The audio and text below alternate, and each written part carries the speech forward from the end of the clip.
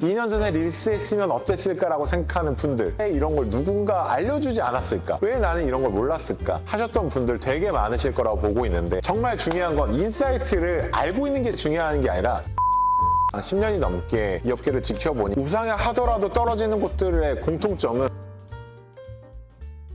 지난번 영상에서는 뷰퍼센트 무브 에이블리 공식 대행사로서 에이블리 성장 관련된 인사이트에 대해서 많이 오픈을 해드렸고요. 또 궁금하신 질문들을 많이 주신 게 매출이 나오기 전에 어떤 전략을 만들면 좋은지에 대한 내용에 대해서 말씀드리려고 합니다. 에이블리 영상을 다시 보고 싶으시면 여기를 보시면 되시고요. 네, 아니면 유튜브에서 뷰퍼센트라고 검색을 하시면 최근 영상에서 보실 수 있습니다. 제가 예전에 16년도부터 20년도까지 여성 의류 쇼핑몰의 흐름에 대해서 글도 기고하고 2년 전에 채널톡 유튜브에 나와서 여성 의류 쇼핑몰의 흐름에 대해서 말씀드린 적이 있는데, 사실 작년까지는 유효했던 건 릴스를 얼마나 빠르게 잘 만들었냐, 굉장히 도달이 잘 되고 무상 트래픽을 만들어주는 액션들을 얼마나 잘 했는가가 되게 중요한 것 같고, 현재로서는 사실 릴스도 다들 릴스가 끝났다라고 얘기는 하지만 릴스가 끝난 게 아니라 얼마나 기획력이 있는가가 중요해진 거라서, 사실 현주소는 이 다음의 넥스트는 뭘까에 대해서 고민을 잘 하고 있는 브랜드들이 좀 더 과실을 맺을 수 있는 시기라고 볼 수 있습니다. 정말 본질적인 거에 충실한 브랜드 쇼핑몰들이 매출을 성과를 낼 수 있다 보고 있고, 그 본질이 무엇이냐고 물어보신다면 고객을 얼마나 잘 챙기고 있는가, 고객과의 관계성 얼마나 잘 챙기고 있는가. 저도 10년이 넘게 이 업계를 지켜보니 우상향 하더라도 떨어지는 곳들의 공통점은 결국에는 고객과의 관계성 생각하지 않은 곳들은 거의 공통적으로 매출이 떨어지는 경향들이 많아 보입니다. 고객분들은 좀 더 내 취향을 납득시키는 브랜드에 대해서 소비를 하는 경향들이 있고, 취향을 납득시키는 영역에서 제외한 부분들은 현재 가성비로 구매가 되고 있는 트렌드라고 많은 전문가들이 얘기하고 있는 상황이기도 하고, 이 고객과의 관계성을 취향을 잘 납득시키면서 성장하는 전략을 가진 브랜드 쇼핑몰들이 꾸준히 잘 성장하실 수 있다고 감히 예측하고 있습니다.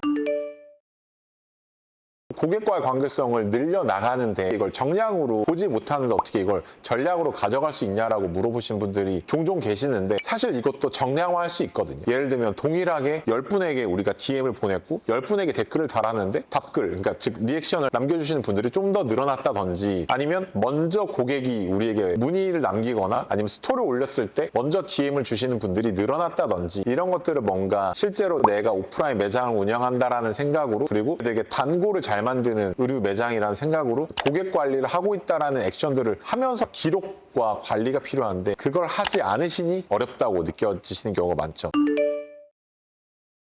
보통 저는 두 가지를 많이 말씀을 드려요. 일단은 첫 번째로는 호명을 해야 된다. 그러니까 고객을 호명하지 않으면 나타나지 않으세요, 잘. 그리고 두 번째는 그냥 기록에 대해서 말씀드려요. 우리가 기록해야 더 기억하고 그분들을 즉 호명할 수가 있는데, 그것들을 하지 않으시니 고객 관리가 어렵다라고 느끼시는 거다. 일단은 뭐 인스타그램에서 많이 알려져 계시는 이지보이 이지훈 대표님을 많이 말씀을 드리는데, 예전에는 이제 커플 시밀러룩 쇼핑몰로 시작하셨다가 사입 제품에서 자체 제작, 그 다음에 지금은 이제 TIB라는 브랜드를 운영하고 있는 대표님이신데, 이분은 10년이 넘도록 항상 댓글에 대댓글 다 작성하시고, 그 다음에 정말 재밌는 컨텐츠, 그리고 좀 더 공감을 많이 유발하는 컨텐츠를 계산하지 않고 자연스럽게 잘 운영하고 계셨는데, 사실 팔로워는 제가 10년이 넘게 봤기 때문에 팔로워 수는 엄청 크게 늘어나지는 않았어요, 몇 년간. 근데 정말 팔로워 대비 댓글이, 즉 참여도가 정말 높거든요. 뭐 공구 브랜드도, 이지마트라는 공구 브랜드도 운영하시는데, 뭐 예를 들면 먹태를 공구를 해. 근데 뭐 하루 만에 막 3,000개가 나가. 이런 말도 안 되는 매출은 사실 정말 이분 자체가 좋고 이분이 소개해주는 상품 자체에 신뢰를 갖고 구매하는 건데, 이걸 단순히 정보 전달을 잘했다고 과연 구매할까요? 그렇진 않다고 봐요. 굉장히 오랜 기간 동안 소위 정이 들게 만들고, 그리고 이왕이면 나는 같은 가격이면 나는 저분에게 구매하겠다라고 이미 감정이 저분에게 쏠려있기 때문이라고 저는 보거든요. 몇 년 동안 이런 현상이 유지될 수 있는 거, 고객 관계성을 얼마나 중요하게 생각하는가. 사실 이런 브랜드 말고도 플래퍼의 사례들도 있고요. 사실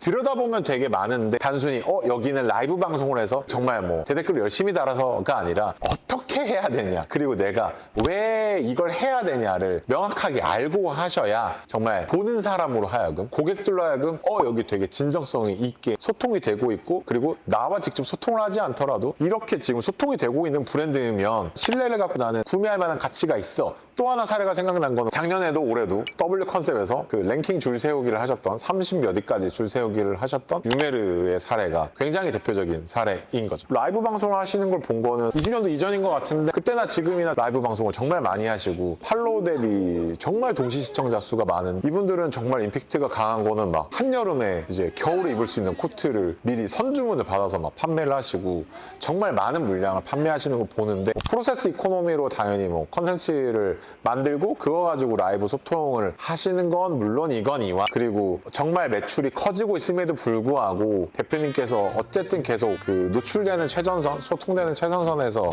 본인들이 계속 소통하고 브랜드를 성장시키는 것에서 진심의 모습을 보여주시니까 계속 오픈런을 만들 수 있다고 보고 있거든요. 내가 운영하고 있는 브랜드에 대해서 가치를 내가 어떻게 남기느냐에 대해서 잘 고민을 하신다면 우상향을 꾸준히 가져갈 수 있는 브랜드의 방향성이라고 보고 있습니다.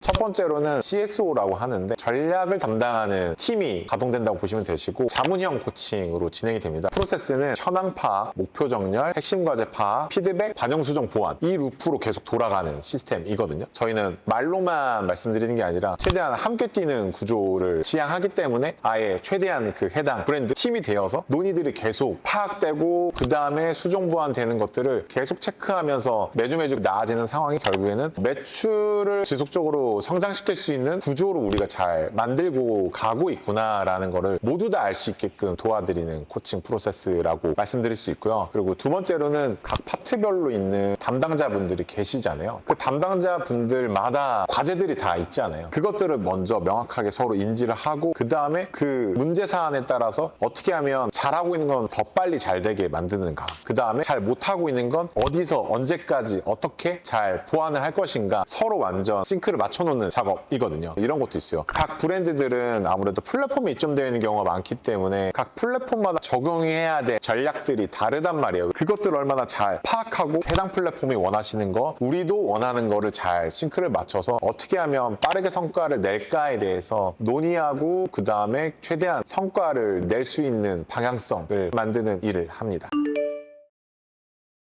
언어적 자산을 만들게 도와드리는 프로젝트라고 보시면 되는데 사실 브랜딩의 요소 중에는 버벌 브랜딩이라는 영역이 있습니다.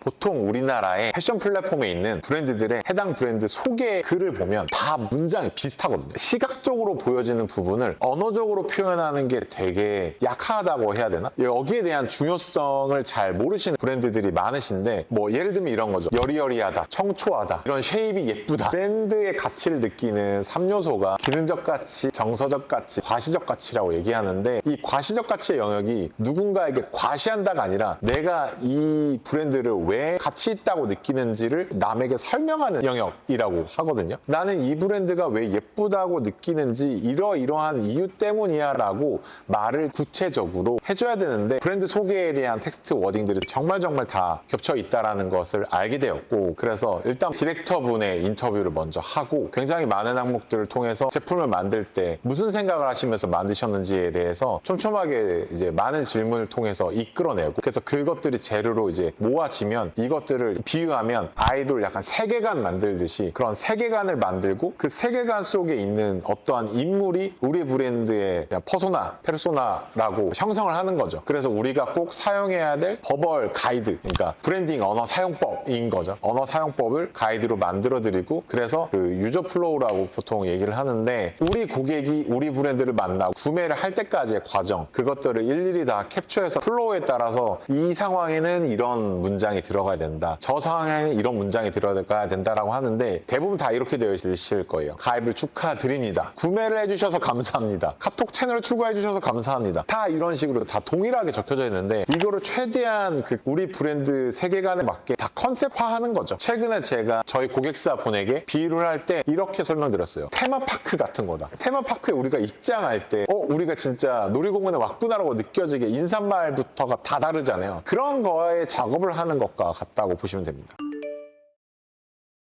일단은 저희 회사의 사명으로 정했는데 첫 번째는 취향을 납득시키는 브랜드를 성장시킨다 이런 생각을 갖고 계시는 브랜드 분들이 계신다면이죠. 그리고 두 번째는 생존은 오래했지만 소위 성장이 크게 되지 않는 브랜드를 성장시킨다. 두 가지인 것 같아요. 고객에게 집중해서 생각하시는 브랜드 분들이시라면 충분히 저희가 하는 얘기에 대해서 굉장히 공감을 하시고 우리랑 정말 결이 맞고 그리고 소위 우리가 진행하는 그런 브랜드의 방향성에 대해서 좀 더 깊이 있게 그리고 좀 더 빠르게 성장시킬 수 있는 그런 코칭 브랜드구나 라고 생각해 주실 거라고 믿고 그런 브랜드들을 저희는 항상 환영하고 같이 성장을 하고 있습니다.